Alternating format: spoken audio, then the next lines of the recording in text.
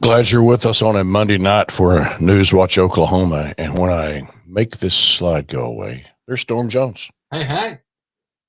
How are you? Which is right after dinner. After dinner. That's ambitious. During dinner at the Jones residence. By the way, did you get the deal with the burger and the French fries and the shake? Yes. Yeah. Okay. Right. Yeah. That's all my favorite. Off camera. Yeah. Every day, man. But everybody's going to go to Brahms. I mean, that's how it works. Yeah. You go get the combo, right? That's right. Number one. I've also got figured out a chocolate milkshake is $3.57 with tax. There's a Brahms right around the corner. Well, there's a Brahms right around the corner from everybody. That's how that works out. So the Brahms at 63rd and I-35, which we go past, which is the jumping off point for Eastern Oklahoma County. Mm-hmm. It's the fastest drive-through in the country. Well, that's the corporate one, right? That's exactly right. The corporate stores are always on. I mean, they're faster than Devontae Adams on a post route. I mean, they are fast. So, well, I hope that we've probably made people hungry. Yeah, so go ahead and grab a burger, settle in, take us to the drive-through. Exactly. And drive-throughs may be getting significantly less. We may start have to carpool to drive-throughs now with the way the gas is going up. Well, a walk-through. Yeah. You really could. You could start doing just sort of the opposite of where people bring you the food, where you bring people to the drive-throughs. And that would work in Oklahoma. Could work. It could possibly work. With wheat prices, so. Yes, that's another one that's going to be, banging on our doors pretty soon. Well, Storme Jones, Scott Mitchell, glad to be with you. We are so happy you're here. We have quite a bit of news tonight. And I want to go ahead and start with, so I told him, I said, Storm, right off the top. So go ahead and get those French fries done. But you're at day 6 or 7 now on this federal trial? Yeah, today wrapped up day 6 of the federal trial challenging the state's execution protocol. Basically, it's cruel and unusual punishment. They wrapped up today. They had closing arguments. And so now it goes to U.S. District Judge Stephen Friett to decide. So basically, the case was brought more than 8 years, or about 8 years ago, on behalf of more than 24 death row inmates who say essentially their chief complaint comes down to that the first drug in the state's 3-drug cocktail doesn't actually make people insensate to pain, and that these folks are going through extreme pain and suffering. So do we want to talk about this later, Scott, or are we jumping into it now? We'll get to it in just a moment. Oh, I just want to tease it up just a minute. Yeah. Because your reports, you can go to news9.com and see these reports. I really enjoyed one this week, which basically is whatever you say. Oh, I'll say the opposite thing, right? That's it. Exactly. And they had some spicy closing arguments today. So yeah, it was interesting. Spicy. Spicy. I got to also tell you, the judge, Stephen Friett, 74 years old, sharper than a tack. And he was also feisty today. So outstanding. Okay, so we'll tease that up for the bottom of the hour.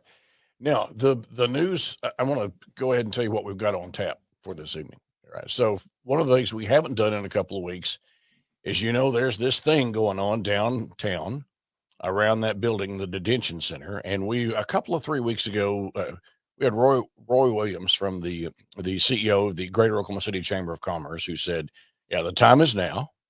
The need is great. And yeah, we'll push this bond issue. The week before, that's coming up, I think June.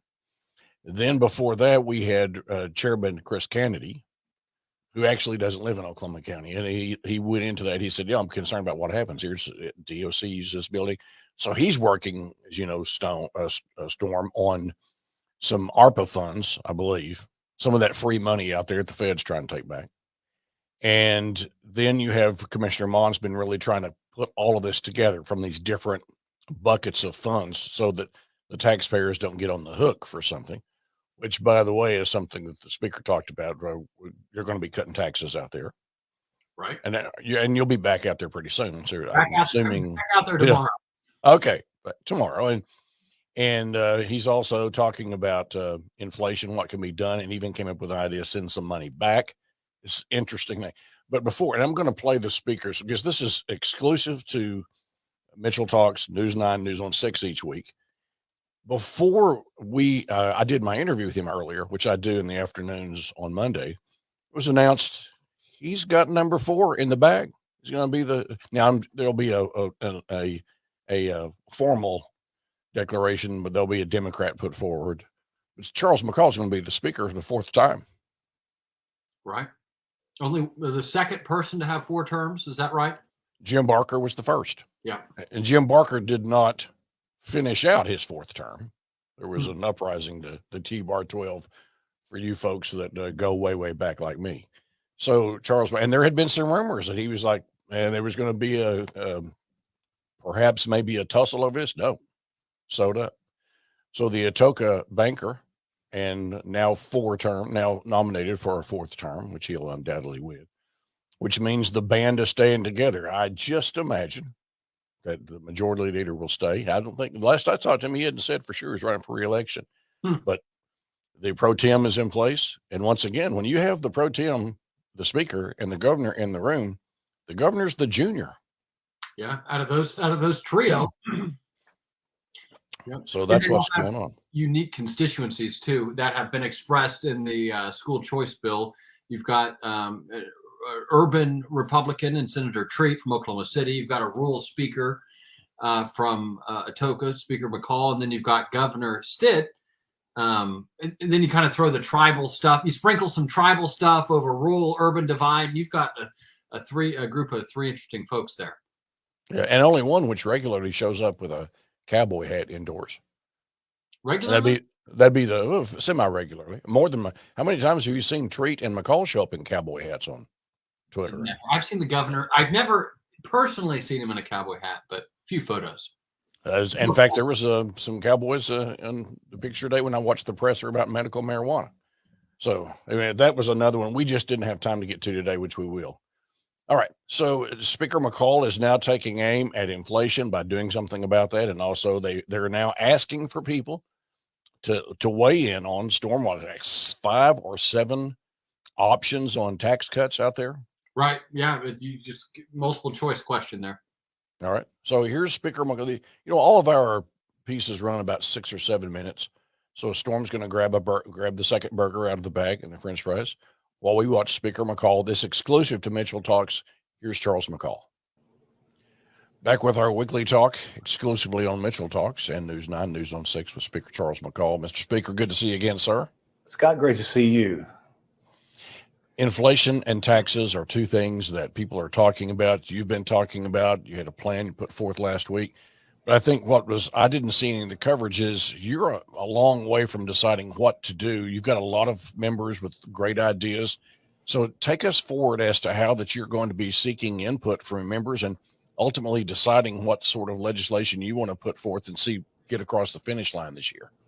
Yeah, Scott, thank you. Of course, we know that inflation is at a 40-year high. We know it's affecting people in the state of Oklahoma, their personal budgets and the families. And we have the legislative process is there to try to discuss ideas and craft policy going forward. And so we have several pieces of legislation that have been introduced this session to combat inflation for the people of the state of Oklahoma. I think it's really worth noting that we're talking, the state of Oklahoma is operating on surplus revenue this year. We are a balanced budget state, which means we can't spend more than we have. We are not the federal government. We don't have a printing press. The only time we can, when we give money back or cut rates, it's because we have surpluses or we believe that it will ultimately end in greater revenue for the state of Oklahoma. But in order more specifically, some of the ideas coming out of the legislature for combating inflation, and these are real dollars that sit in the Oklahoma state revenue coffers right now, would be ideas such as just giving the people's money, a portion of their money back that they paid into the state.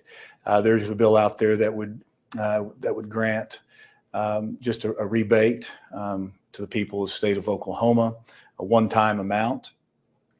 And there's also a discussion whether or not we should just go ahead and cut the personal rate, tax rate here in the state of Oklahoma. We are at our highest rate in the state currently is now 4.75%.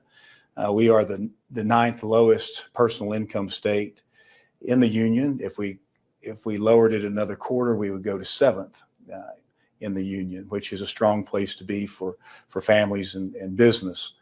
Also, something that's rolled out last week as a discussion point centered around this large conversation about the grocery tax in the state of Oklahoma. There's a bill in the Senate that just totally eliminates it on most grocery items. But the House is talking about whether or not just to give a 2-year reprieve on that to help families combat inflation the next couple of years, see where we are, and then determine whether we need to extend that or let it revert back to where it is today. Also, another alternative idea around the grocery tax is it's just utilizing the existing tax credit that's been on the book for decades, increasing that for retirees and low-income earners in the state of Oklahoma to help them combat inflation on grocery items.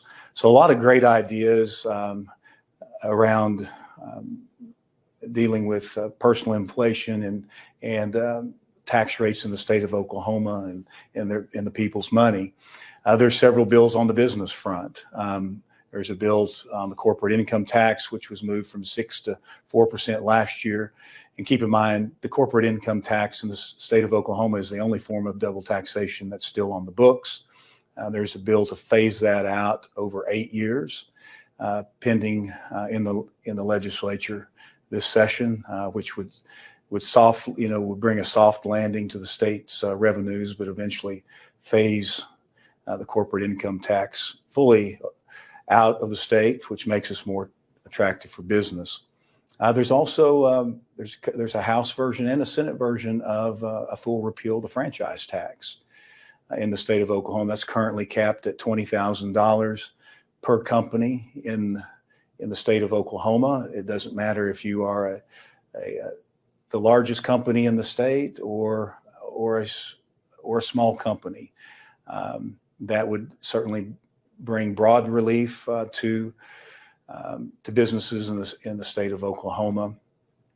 And so these are all fantastic ideas and relevant and timely issues to discuss this legislative session, and those will work their way through the process. And I think towards the end of the process, when the budget comes together, you'll see the legislature, both the House and the Senate, try to coalesce around a few of these options and discussion points.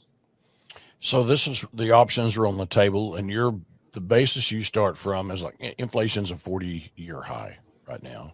You're trying to figure out how to make us competitive at the same time, shield Oklahomans from the effects of this.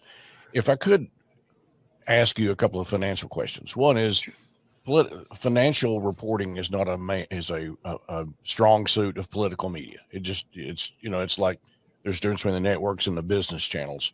You're seeing what the Fed is doing. They've been behind this for quite a while now, and they're trying to lower that balance sheet and get all this excess money that's causing inflation out of the way.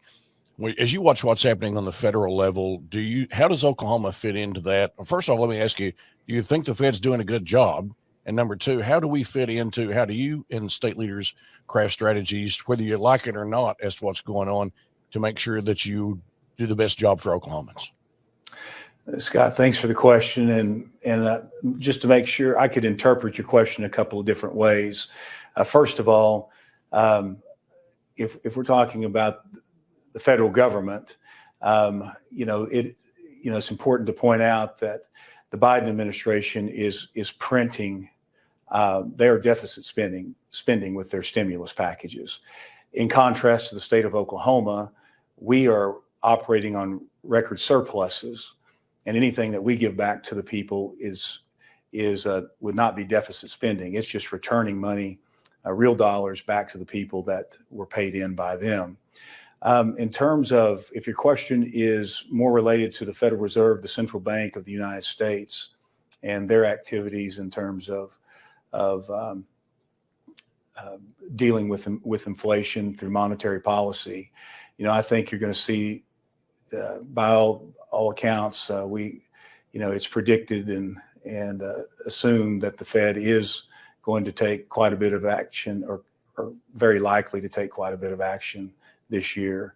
And typically, what the Federal Reserve would do to combat inflation is raise interest rates to basically to a level that starts to encourage people to save rather than spend. And that's usually what they do when they believe there is too much money chasing too few goods, and which is the classic textbook definition of inflation. So we'll just have to wait and see. Of course, the central bank, Federal Reserve, is completely separate from the federal government. I think they typically, react to what what the U.S. Congress and Senate and what the president decide to do with policy and stimulus. So this could be a year that we see quite a bit of rate movement in interest rates going forward. But we're going to be prepared to control the things and help in the areas that we're able to here in the state of Oklahoma. We'll let the feds do what they're going to do, but we will keep our eyes focused on the people of the state of Oklahoma, the citizens in this state, and helping them position to handle what is currently a 40-year high in inflationary pricing and issues that they're facing. Thanks for the economics lesson, Professor, because too few times people understand what's actually going on with not only federal policy making, but with the central bank, and really do appreciate that, sir. One last question. We're about out of time. You're wanting input from folks. I think I would just offer questions people have. You want to send them to me, Scott at Mitchell Talks. We'll pass them on to the speaker. That'd be great, Scott. And we really appreciate the input from the people of the state of Oklahoma. And we're elected to represent them and address the concerns that are facing them. So thank you so much for your help there. Thank you, Mr. Speaker. See you next week. See you next week. Thanks, Scott. Okay. Which, by the way, I just saw this on the Twitter machine. Which I was talking a minute ago about Speaker McCall is now going to be 4-term Speaker McCall. Right. And the Lieutenant Governor put out a piece today saying, I ain't running for nothing else. Yeah. He says he's father 1, Lieutenant Governor 2nd. And right now that father job wouldn't be too conducive to traveling to Washington. No, and I think both of those gentlemen on the same day, fourth term for the Speaker, you're likely to see both of them in the Republican primary in 2026. Agree? Right. Yeah, nope, that makes a lot of sense. So the Speaker is going to be gone after 2 years. Right, he'll be term limited after this next cycle, right? The Lieutenant Governor will not be term limited. So there's your answer. You have not only all three of the folks that are at the top of the heap we were talking about a while ago, the pro tem, the Speaker, and the Governor. They're not going anywhere in terms of these open seats. Lieutenant Governor says he's not going anywhere. So there you have it. It's going to be maybe some of the folks that are in there now and some of the rumor mill. By the way, covering court, or federal court, you hearing lots of rumor mill on these open seats? No, I don't know. We discussed this last week. My phone's literally locked up. I haven't talked to anyone in 6 days about anything, frankly. That sounds like a great gig. Yeah, when you're trying to focus. You'd think so. You literally have to put them in lockers. So, but no, I haven't heard much more on the rumor mill. Actually, I did hear, I don't know. I did hear about another big name that could be getting into the U.S. Senate race that we didn't have on our list a couple weeks ago. Does his first name start with an M? Yeah. Does his last name start with perhaps a C? Yeah. Okay, we're burning up. So that'll be another interesting one to watch. That wasn't necessarily in our instant names of folks we had coming up, but one that I'm hearing rumblings of, could be jumping in before long. I feel like Woodward and Bernstein. Have you heard anything about an H? At least we're doing this in private where no one else is. How about a W?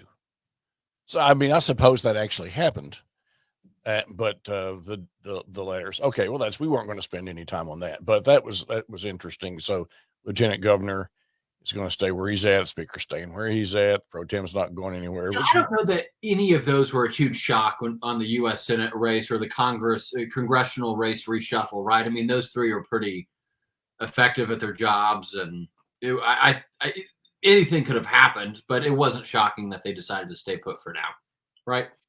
That's exactly right. I think you hit that right on a nail on the head. All right, moving right along. We have been covering what's been going on downtown. Well, you've been downtown, Yep. just up the street from where all the action is on this county jail. And we talked a little bit earlier, and I think I run this down in this piece you're about to see with several players, that when you start talking about the county detention center and you hear Chamber of Commerce, the CEO, Roy Williams, who was on here 2 weeks ago, I believe, saying time is now, it's needed, and we'll run the bond issue. Yeah. I think I go through that in just a moment, but I'm getting to where I can't remember or where my car keys are, but nonetheless. So it had been a while since we'd really talked about that in terms of what's happening with the money thing. The money thing, so to speak, is the Commissioner Brian Mon, who I believe is District 2. District 2 chairman of the Board of County Commissioners. Thank you for that. And he is the one that's really kind of shouldered the load on trying to put all these little buckets together. ARPA funds, which Chairman Kennedy was on a couple of weeks ago, and he's trying to do the ARPA funds. There's a bond issue to try to extend a bond, I do believe. Is that correct, Storm?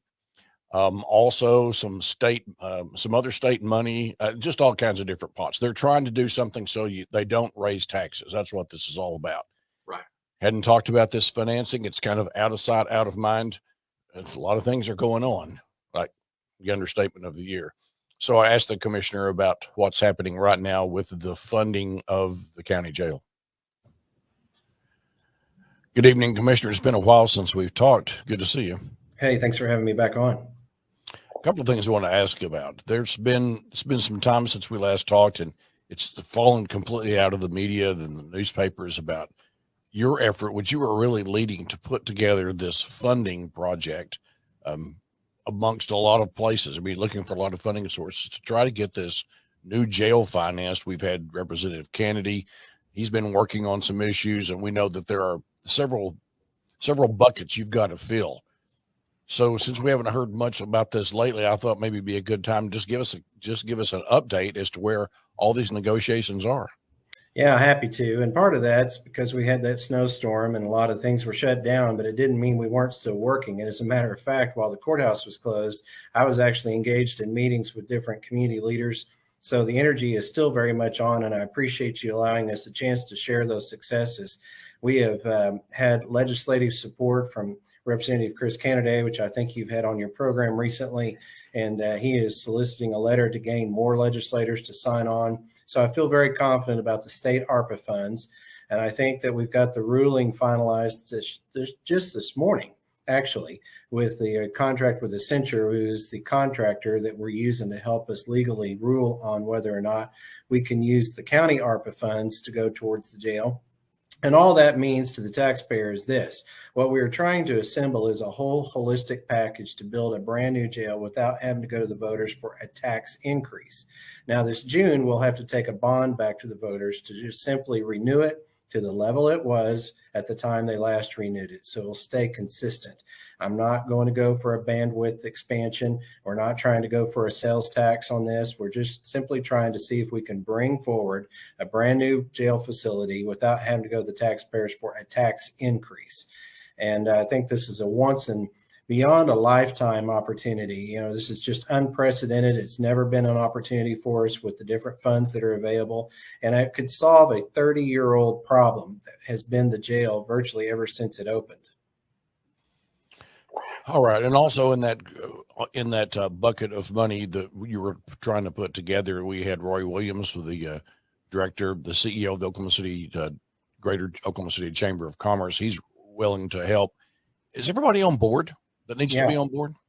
Thanks to the leadership of Clay Bennett and the others who have served on the Criminal Justice Advisory Council, which is commonly referred to as CJAC, Sue Ann Arnall has also been a party to that. And we've also had Tony Tyler. So several community leaders have really gotten involved, and they have helped convince the chamber that this is the right time. And so I was appreciative that Roy Williams, president of the Oklahoma City Chamber, was willing to commit on behalf of the board of directors that he serves, that they are willing to stand by the county as we take this ballot initiative out. I believe it'll be on the ballot June 28th. That's certainly my plan, is to try to bring that forward and do that. So I think that it's all coming together, Scott. We really have, like I mentioned, a once in a lifetime opportunity to fix something without asking for a tax increase. And we also have a number of new reforms, because, you just can't simply not let the toilets flush, for instance, over the next 5 years while we're building the new facility. So the things that have gone in both with infrastructure and then also programming reforms have also helped make the one we have now more feasible and run smoother than it has in years, if maybe ever. Yeah, and Roy Williams said in his interview a couple of weeks ago, he said it's time. We'll support this, even running that bond issue. So that was pretty stout from him. We've been spending some. Go ahead. I'm sorry. Well, no, it is. It just doesn't happen all the time, and I'm trying to stress that to each of the voters. We could have been chintzy about this and tried to put it on a virtually hidden ballot that the public wouldn't maybe otherwise even know about.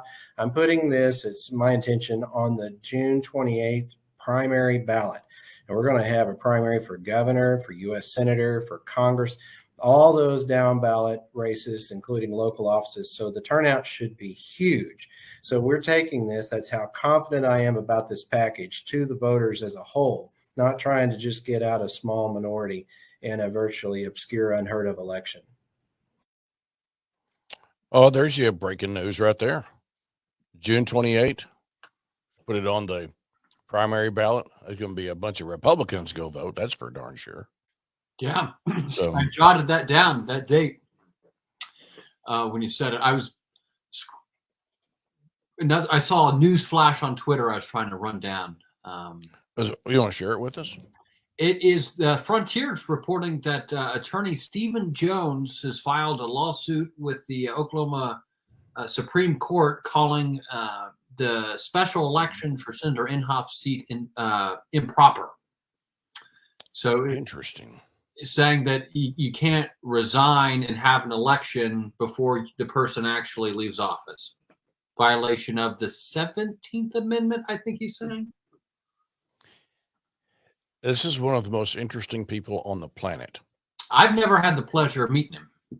I've actually met him and conspired several times with Storme Jones. Had him at a conference when I was back doing a lot of courtroom consulting, American Association of Trial Consultants. Yes, it was interesting. It was, I think he basically said the media shouldn't exist. And there was the other side of it was a reporter out of Tulsa who's now in Dallas who said, I can't believe we're having this conversation. It's in front of lawyers. It's tongue in cheek sort of thing, but people will know him as the lawyer who defended Timothy McVeigh and clerked for one Richard Milhouse Nixon. Did not know that. It's the things that I'm the king of worthless trivia. There we go. And so, right. Yes. I got that derailed, but that was, big news out of the county on the that bond issue date. And then having, we've talked to folks in the past. They're like, yeah, we know the jail's not a great situation, but folks don't want to pass it. The bond issue is almost a certainty that folks would look at you and say, it's not a popular thing to get passed. Chamber of Commerce never get on board, because then the conversation was framed as raising taxes. With this bond issue, you're, extending this tax. So evidently it's palatable, and all the power players the commissioner was listing there on board. Doesn't get much better than that. Not if you're wanting to pass it. And if the chamber's on board, let me tell you what else they do. You know this field as well as anybody, Storm, and that is you testing messages. Oh, yeah. Right? And you're out in the field asking people questions about something like this. Yep. And you wouldn't be able to have that if you hadn't had a substantial amount of criminal justice reform, and maybe the change of management down there at the jail. That changed the whole nature of the game here.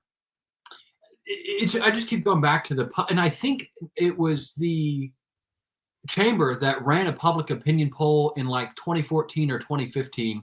So that was a bit dated, but it was like 70% of voters said they wouldn't approve a tax to build a new jail.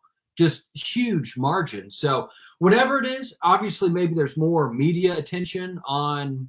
I mean, we had an alleged murder and alleged rapist climb out the 12th story. I mean, you've had these huge events that have just brought a spotlight on it that, whether it's a change of management or not, they've been scrutinized for a couple years, year and a half now since the trust took over. So maybe it's the trust itself.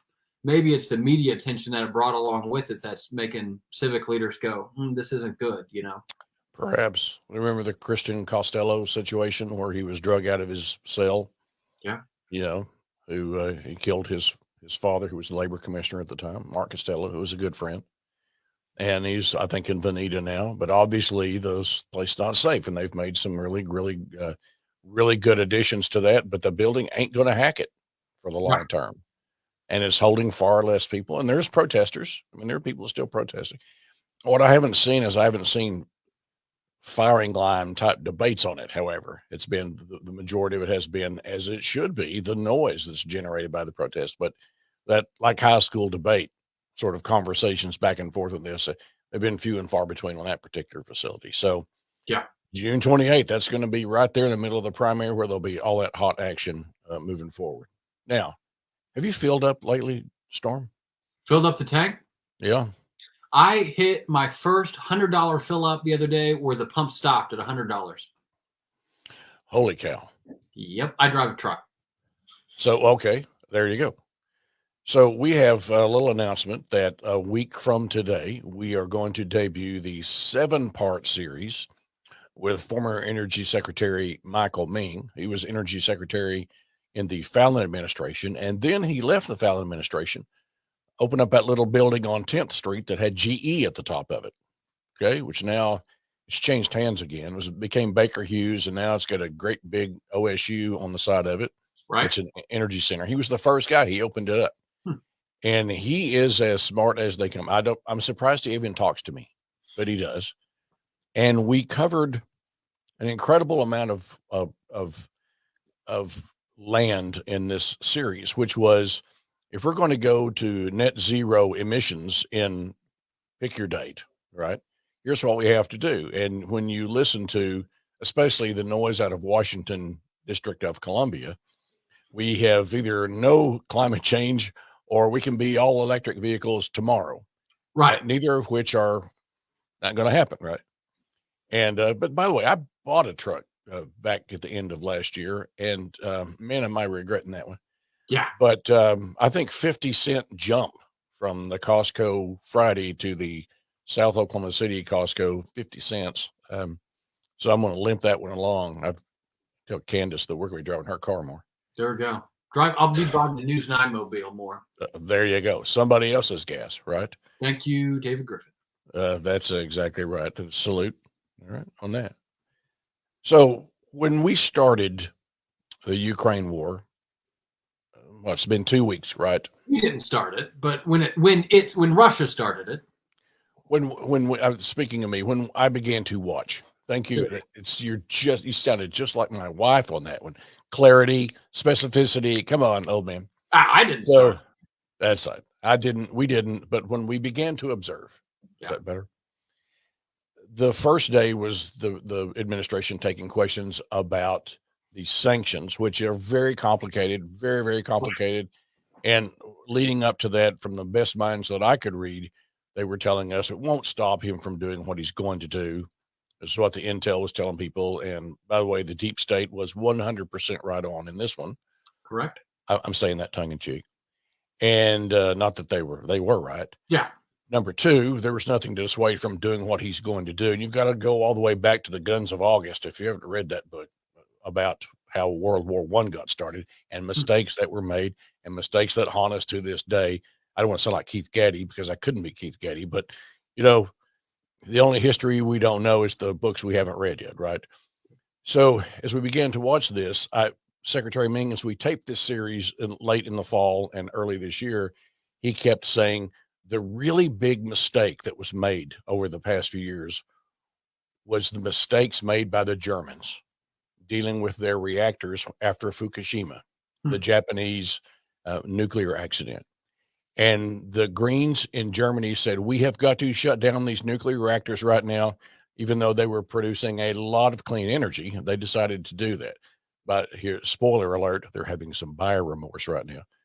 But nonetheless, he talked about that and how big a problem it was going to be if Nord Stream didn't go through, if Europe couldn't get natural gas because they started just unilaterally disarming themselves and not making plans. And boom, here we are. Yep. So in the last 72 hours, and probably for the last week, we've seen, and you know this, Storm, we have early in the session, Leader Eccles calls them press release bills. Yep. Bills that are introduced have absolutely no chance of getting anywhere, but they're done for impact, public relations effort, that sort of thing. So a lot of people came to the table, and I saw Ed Markey, the senator from Massachusetts, agreeing with the governor of Oklahoma, which makes you go, Mm-hmm. And one of the things that I'd also been reading at the time was that our allies in Europe, who we have not done the oil embargo just yet, kept saying quietly to the American government and to people, for everyone to hear, if you do an oil embargo, it's going to really hurt us. And by the way, the Germans, the French, the Poles, they're a little closer to the front than Americans are. Okay. Yeah. A lot closer. And so this has been something that had been in most of the financial papers. It was very clear that the Europeans were not ready to do that because they were going to be hurt the most.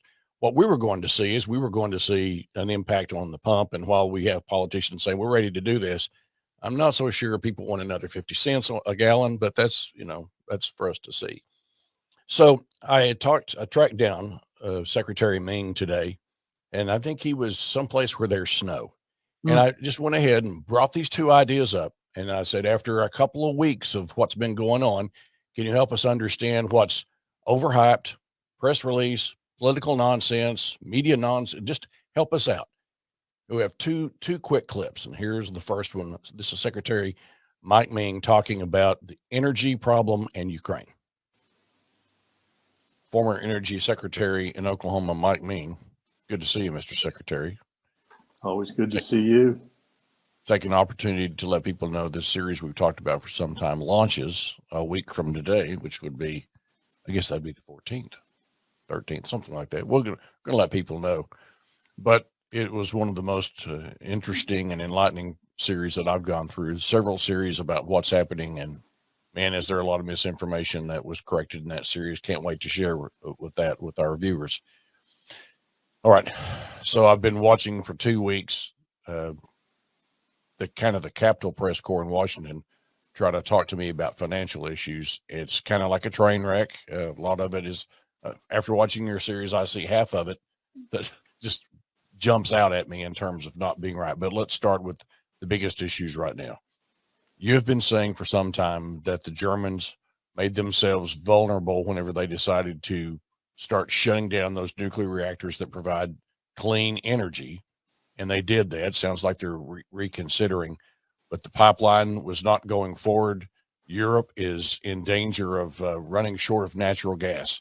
As of today, how is this war impacting the Western Europe? And also, if a Russian embargo is enacted, how bad does this hurt our allies? Well, it's interesting with the topics we talked about in the series. Many of those topics are just exacerbated and highlighted by what we've seen unfolding, this heartbreaking story of what we're seeing unfold in Ukraine right now. And in the case of Europe, they took options off the table. They reduced optionality at a time, and maybe the most inopportune time, the worst case scenario to have done that. And you're seeing U.S. production now really in some regards coming to the rescue, especially on LNG exports. But bear in mind, we can't actually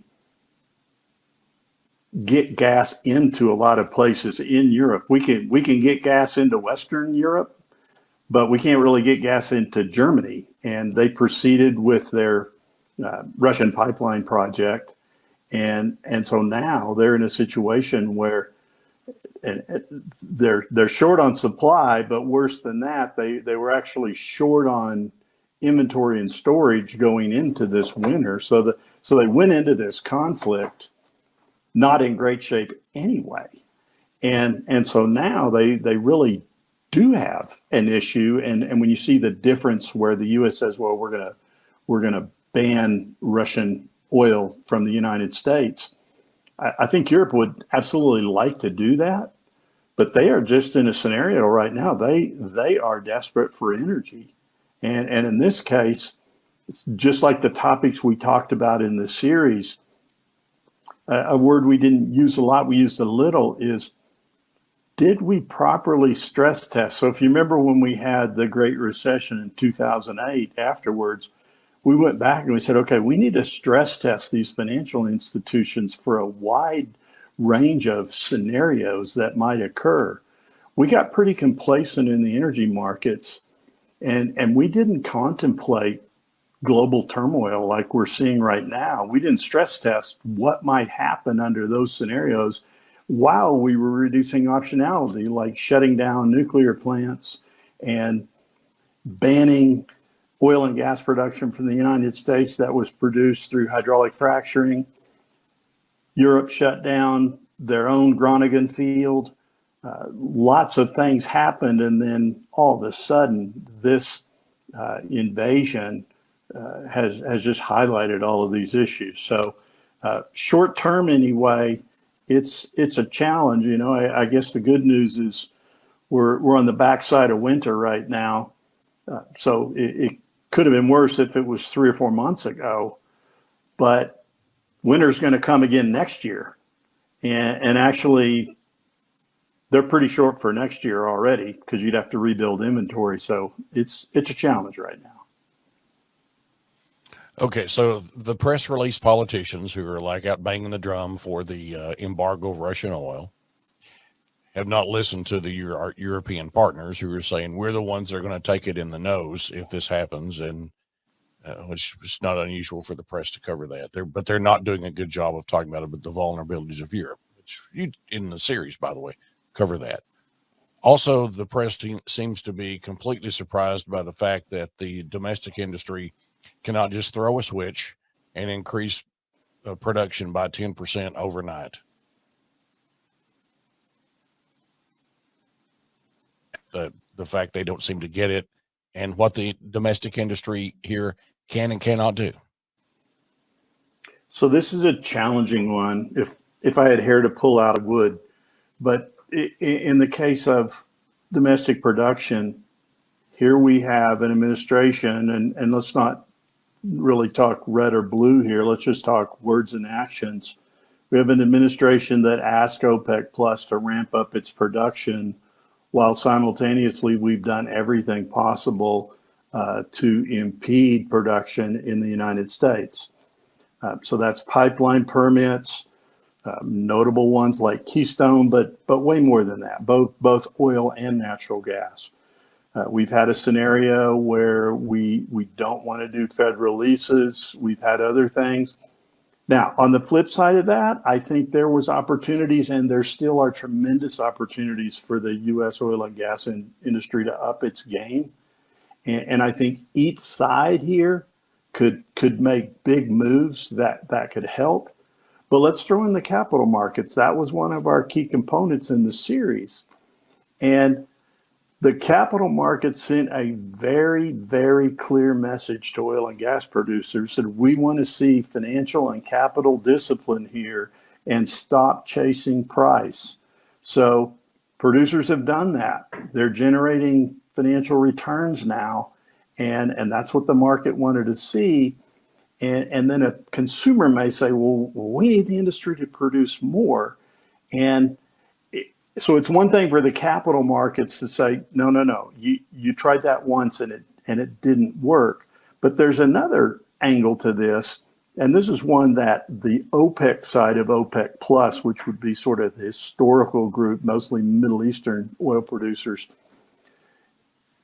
take Ukraine and Russia aside for a minute. Had that not happened, they said in the first quarter of 2022, which we're in, that you could have a scenario with an oversupplied market. So they could be pouring more production into an oversupplied market. Now, we know right now that's not necessarily the case. But what I'm saying is throwing money to chase price has real risks. And, prayers answered here if Russia-Ukraine issue can be settled without wider conflict. You still could go back into that oversupplied market. So I think there's a logical, defensible reason here that we still need to have discipline on production. Okay, so he laid it out. By the way, this is one of the top energy experts in the world, and we've got more clips which we don't have time for. We'll put them on Mitchell Talks. But the basic thrust of this, Storm, was you can't flip a switch. The financial markets have said, we want to know what our return is.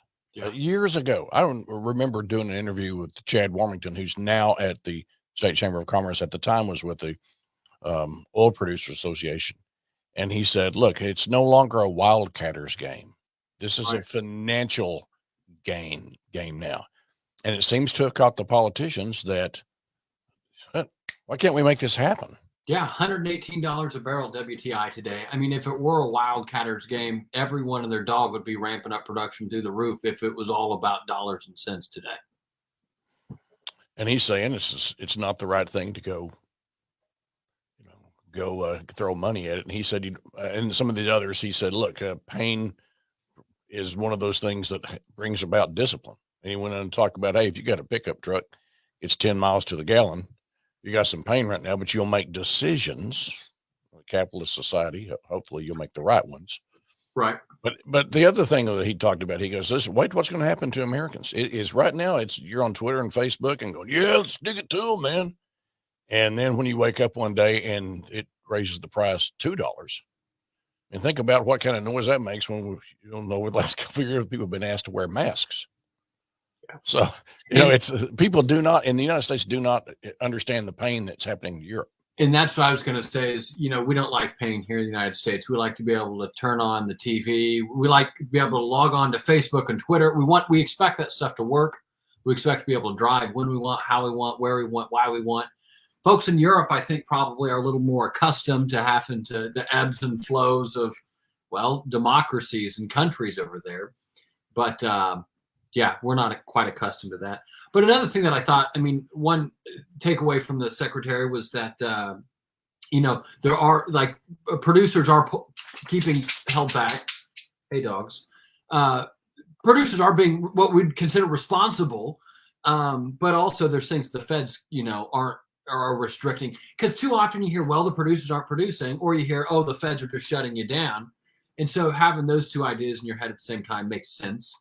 But then also is just talking about, ramping up alternative, fuels, kind of an all of the above option, because like you said, when the price goes up, it makes you necessity is the mother of invention there. And look at Oklahoma. Our state legislature isn't a liberal, bastion over here, and we're the third in the country for wind production. Oklahoma is a wind energy generating center, for the country at the third of that. So, all those. Sorry, Just going to say that's why we have all those fumes coming off of those windmills. That's a joke from another presidential campaign. I just think about the birds or something, or but that's the thing. Getting into hydrogen. I think Oklahoma is going to be an interesting example for all the above. A state that's traditionally been, we're ranked fourth, I think, for crude oil and natural gas, and already up third in the nation for wind energy. So anyway, it's not. There's just not always these binary, gas, oil bad, wind good. Those types of discussions in the energy industry are more robust than people like to think. So a lot of politicians offering, we've got lots of margin here. We've got lots of supply. No, we don't. It's just not there. Okay. We do not have lots of margin. I'll tell you what is the deal changer that's possible. That is, you got to dig pretty hard to find these stories. Biden administration is really looking to close a deal with the Iranians, right, on their nuclear plant. And if that were that deal, and by the way, I'd say the Biden administration's got a lot of motivation right now. I hope that it's all safe, but the Iranians have a gazillion gallons of oil in tankers all over this world, and China and Asia are going to be buying up every bit of it once this deal happens, and then you're going to be flooding the market with crude.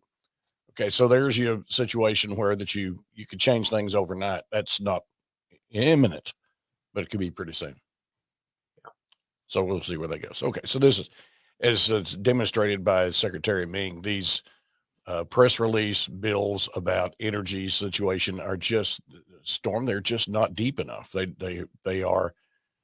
When you look at Mike Ming's CV, one of the things that makes him most believable is the fact that he's never run for office on anything. I mean, Mike Ming, and when you see our series, we frequently use the term nerd. Okay, because it's energy nerd conversation. When we debut this series next week, it's going to be fun. One quick tease, and we're going to get to federal court. The Mitchell talks next Tuesday. I believe we're going to go ahead and lay this one out there. Next Monday at 2:00, we're going to be doing an exclusive live stream. They're using that word again, Storm. Exclusive. Oklahoma Energy Secretary Kenneth Wagner and the Louisiana Department of Natural Resources Director Jason Landclose. And we're going to have a live stream. There may be another person involved with another state. It's about hydrogen. It's about bringing some big projects to our area. And it's going to be 2:00 next Monday, right here on News 9, News on 6. We'll have this stream. As the president once said when he was vice president, it's a big deal. There's another word in there, I think, too. Some modifier. Okay. We won't use, but nonetheless, that's next Monday. Secretary Ken Wagner, the current energy secretary here in Oklahoma. And it's about hydrogen. And hydrogen is, as Storm just referenced, it's coming, and it's a big thing. Oh, but one more quick question, or one more quick item that Secretary Ming mentioned in a clip I can't give you because of time, but he says getting natural gas into Germany is one of the hardest things in the world. They are landlocked. There's not a lot of ways to get even Oklahoma natural gas in there. And we talked a little bit about that. And when we put this up, you'll see it. But nonetheless, Germany has problems and they've made some big mistakes. I asked him, I said, have we made the same sort of mistakes on this side of the pond? He goes, no, not as much. But in Europe, they've made some whoppers. So, all right. So all that energy talk is behind us for now, but we're looking forward to those streams and that series starting next week. Great conversations, smart conversations in Oklahoma, really at the kind of a mecca of the energy, production here in the United States anyway, one of them. So really relevant, and it brings it close to home when you're looking, you're driving past 370, 360 gas on the way passing, the big buildings downtown. Exactly. I like that, by the way. Smart conversations. Secretary Ming has a word he uses a lot called better conversations. And it's hard to have better conversations when you're screaming at each other. Thanks, Storm. I may want to steal that one as well. There you go. All right. So saving the best to last, you have been covering the federal trial in front. It's a bench trial. It's no jury. Right. Heaven's sakes, that might be a 3-month trial if there was a jury, right? So. Yeah, I was thinking to myself today, it'd be interesting how different either side's arguments would be if there were a jury there. Some of them are like, there's obviously an emotional component to the executions and humanity of these people, and on the victims and, all that stuff. But really, this trial was just super scientific and microbiology. And the basic question is whether the first drug that's supposed to make the executions not painful, whether it works. And to tell if it works, you've got to go down to the microbiology and GABA receptors. And there's a question if the drug's called midazolam, it's a sedative, the same class as a Xanax, whether that's like an anesthesia medicine that would put you in anesthesia. Can a Xanax make you completely insensate to pain? So that was, that's a big question. The difficult part about that is this stuff, it hasn't been tested. There's no way to clinically, you want to look at clinical trials, but there's no way to try this stuff out because people are dying, with the desired result. The other issue is the second drug in the cocktail is a muscle paralytic. So that eventually makes their lungs shut off, but it also makes where they can't talk, they can't move.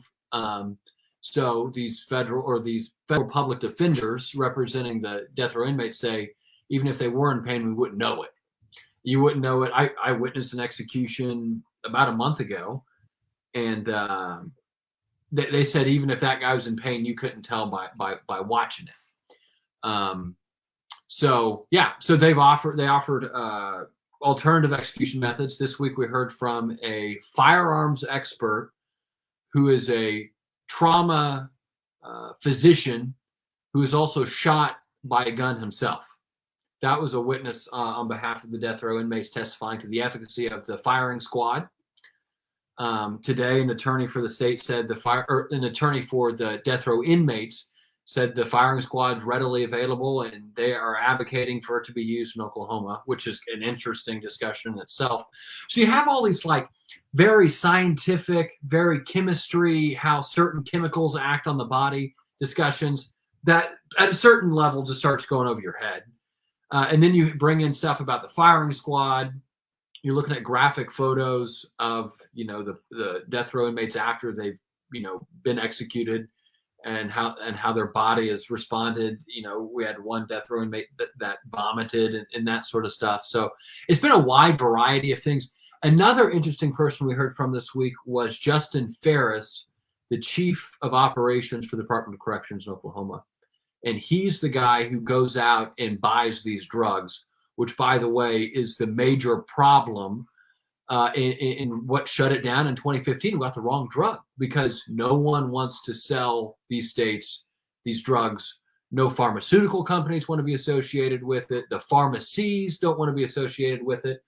So, people have asked me all the time, why don't we use what they use in Texas?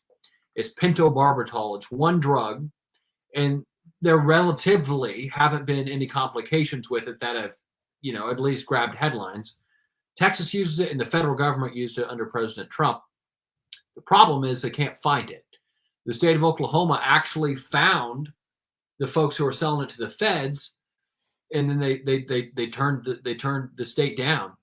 Justin Ferris said he went to 10% of all pharmacies in the state of Oklahoma, 1 in 10 pharmacies on the corner.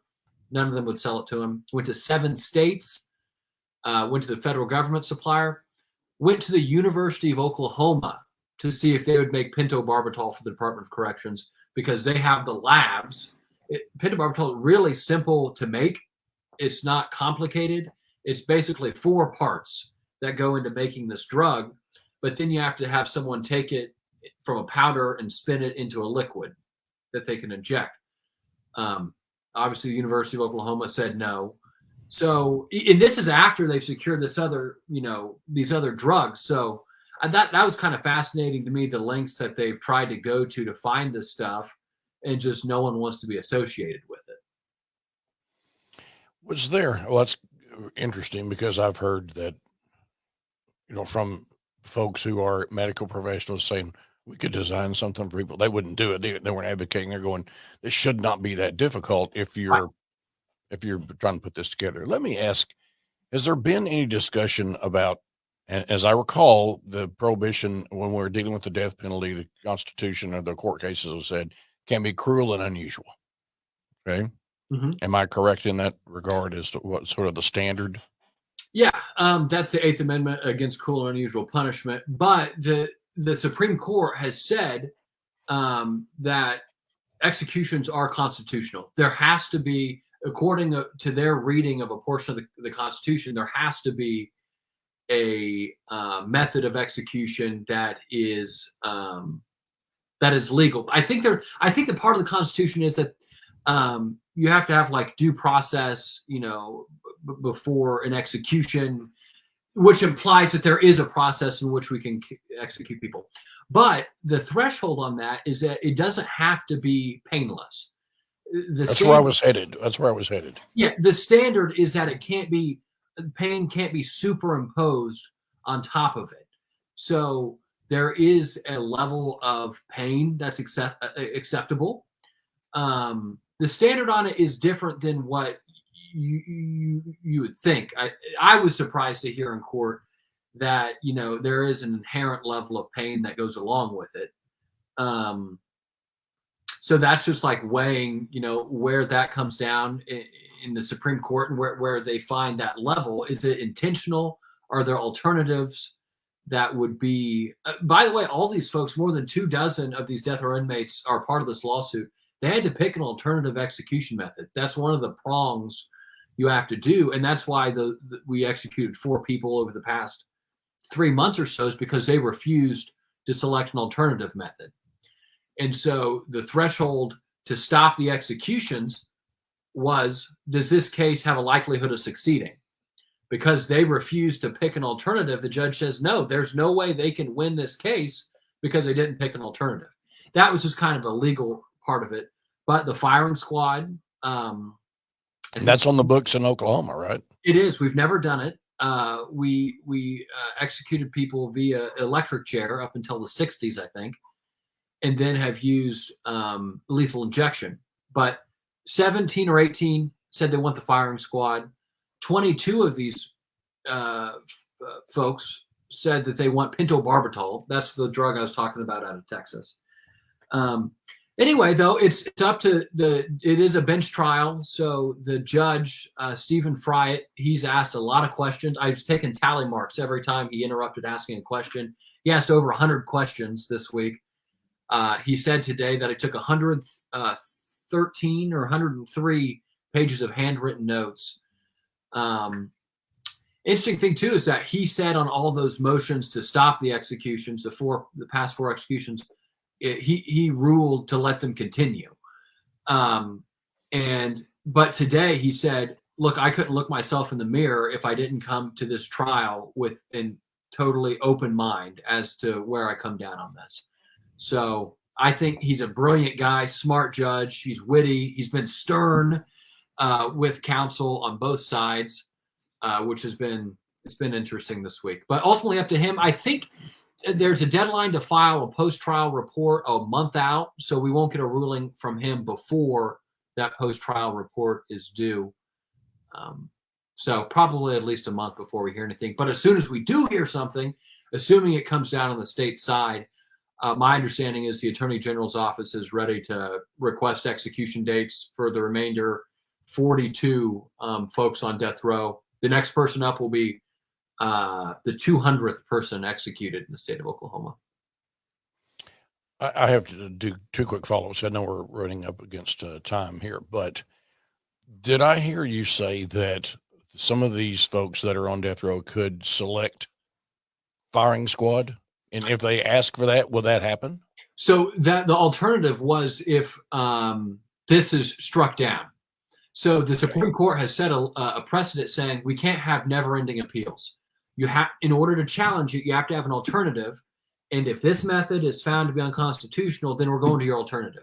We're not going to have endless litigation, endless challenges to these executions, which is why they make them pick an alternative. It has to be readily accessible, which they argue the firing squad is. I mean, the DOC has rifles.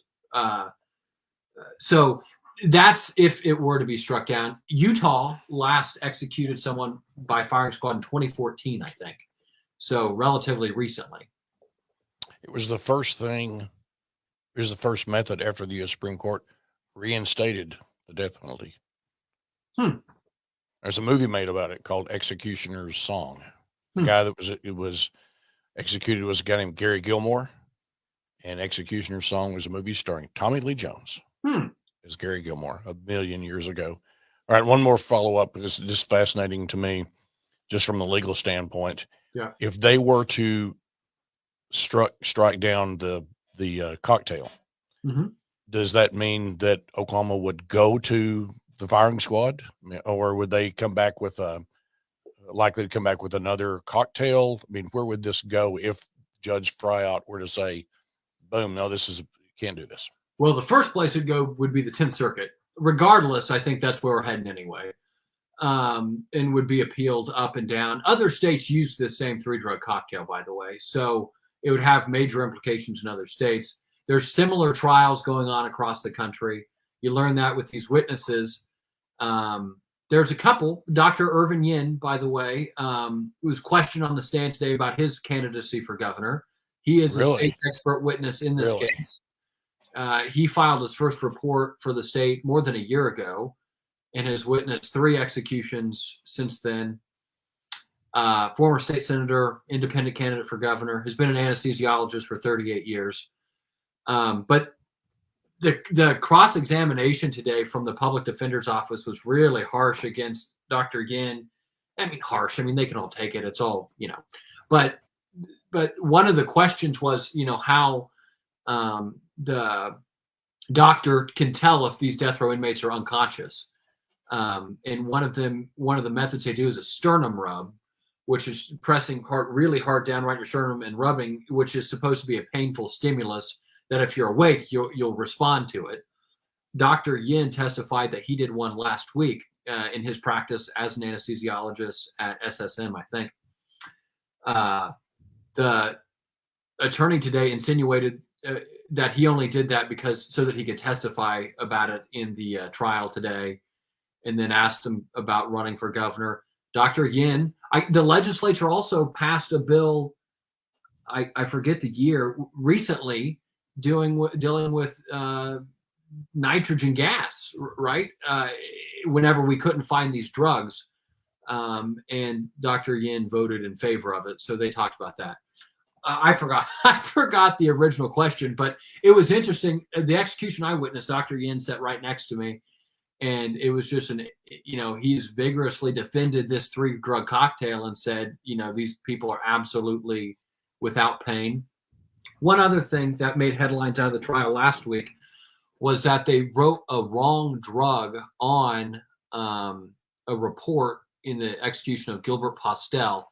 So there are 2 different muscle paralytics they can use, or there's actually 3 muscle paralytics they can use, and that's the second drug in the cocktail.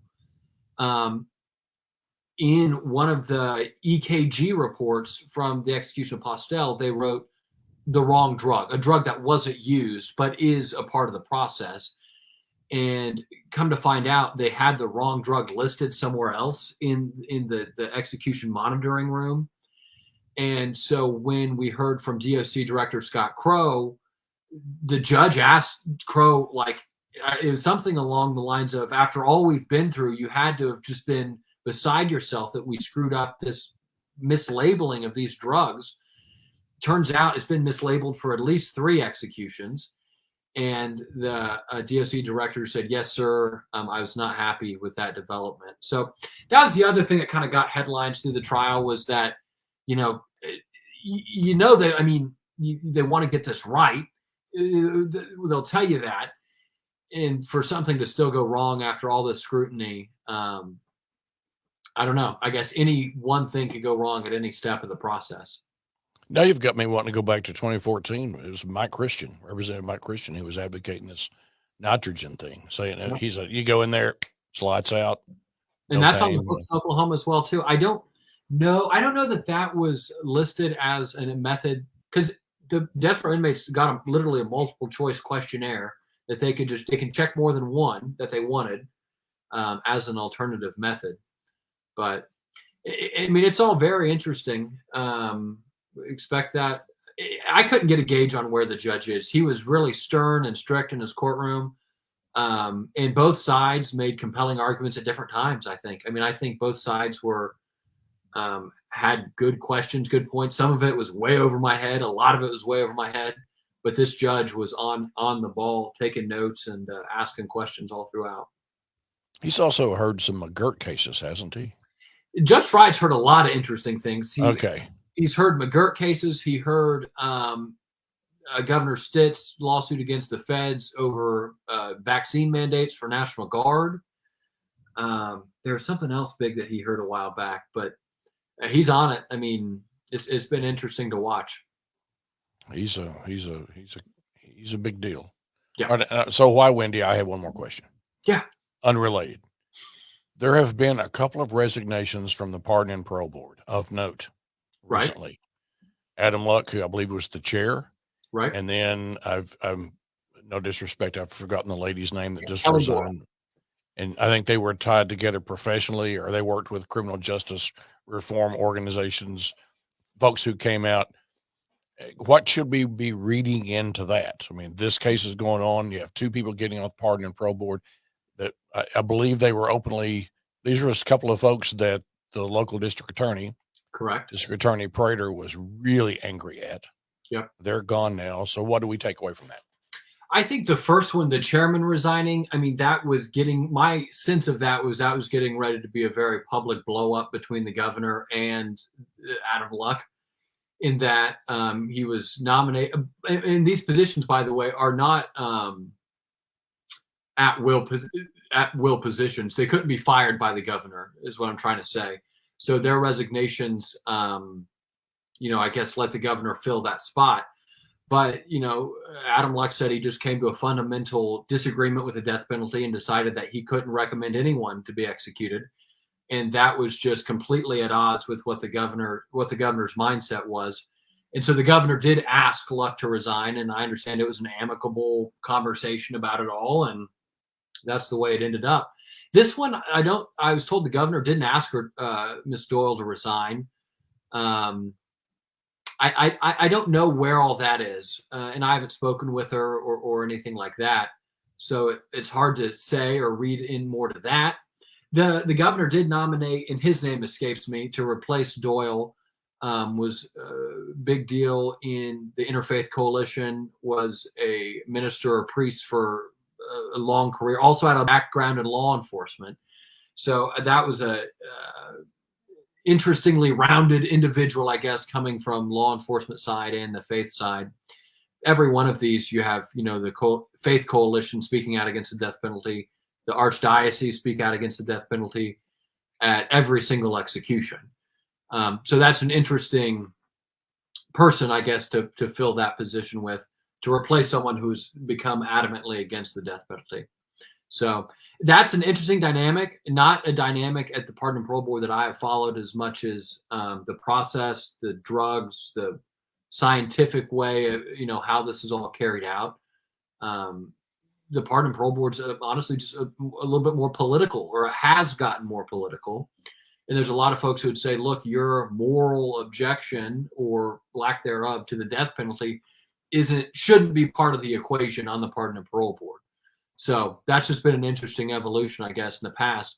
Because also, step down from the death penalty and look at criminal justice reform. We've seen ads, we've seen campaign ads on that. Who would have thought, or maybe everyone would have thought that would have come, with the largest commutation in state history in the governor's first year for a lot of lower level crimes. I think more than 800 folks, maybe more. So it's kind of some unintended consequences, I think, for the governor, that he got some folks in there who were criminal justice reform minded, but then didn't quite align with him on the death penalty, the biggest criminal justice measure the state has. Yeah, and there are different groups after the governor on this. And then there's a couple of executions coming that are going to be, you mentioned faith community and criminal justice reform advocates. Some conservative Republican lawmakers are talking about some of this. So Richard Glossop. Yeah. So in other words, this issue in front of Judge Friot, when this is over with, it ain't over with. No, that's be a lot of news. And I don't know exactly how they will, the order that they'll ask for these executions in. The Attorney General gets to ask the Oklahoma Court of Criminal Appeals for. But Richard Glossop was the next one up. He's had 3 last meals, was strapped to the bed when Governor Fallin called it off in 2015. So I don't know if he will perhaps be up next. There's a big you kind of get worn out. I think on some of these, you get a little numb to innocence claims on death row, but there are a lot of people, including, like you said, conservative Republican lawmakers in the legislature who think this guy's innocent. And he's gotten some national media attention. So I've covered press conferences with Representative McDougal, one of the most outspoken voices, Cowboy Stevens, Representative Stevens, big, hard, you'd be hard pressed to find more conservative Republican folks in the legislature speaking out about this pending execution. And the sources in prosecution tell me there'll be things that we'll be talking about when it's over. And my sources go, he's guilty, man, without beyond a shadow of a doubt. And so that's going to be something that on your plate, going to be a lot of hours coming up this year. Yeah, no, that's for sure. And there will be, I think you'll see celebrity influence in the Glossop case you're talking about.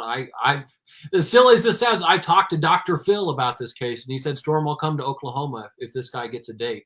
So you're liable to see, you're